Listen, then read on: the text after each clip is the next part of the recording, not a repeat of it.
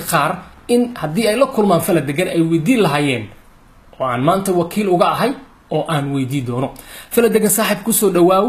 shabakada Calanka 24 iyo waliba channelka Calanka Tube aad ayaan ugu dhawahay in welcome waxaan jeclahay ina wixii warbixin aan si fiican u kala boga doono bal ma fanaan baad ku egtahay mase waxa sidoo kale sameeysaa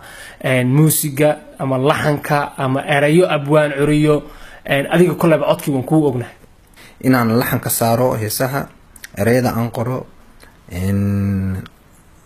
codeyntii oo fanka iyo codeyntiisana aan ku codeeyo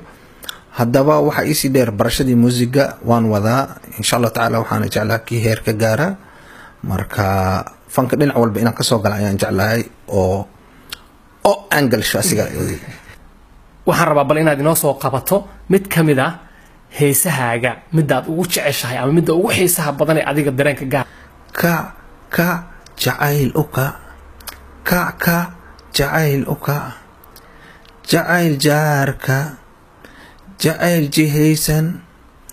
jacayl joog dheer jacayl jiilisti jacayl jedaali jacayl jiro joog jacaylka jiro ha joogo ka hurdada ka kac mar walba hurdada laga kaco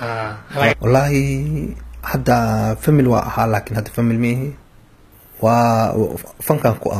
ku fudfududa yaa kugu dhiirigeliya wallahi badana aniga is carbiyay oo dhahay dhankan ku soco wadadan waa ku socon kartaa wada aad ka soo bixi kartid way waqtahay wallahi shuu aad u fiican oo ahaa dad aad taageero fiican ii muujin waa kala soo kulmay si fiican in ii garab istaageen waana ku mahadsanyihiin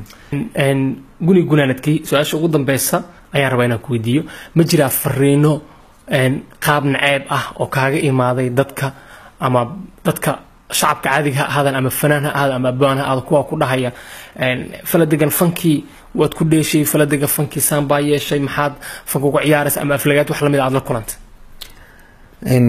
media waa kala socda laakiin wax oo toos oo iigu hor imaado ma jiro waxaasna waxa waaye wax laga fiican yahay mucaarad iyo maxaafad waa leeyahay laakiin hadda waxaasoo dhanbo looma joojinayo waa laga soconayaa waxaana leeyahay dhanka wanaagga aan ka fiirino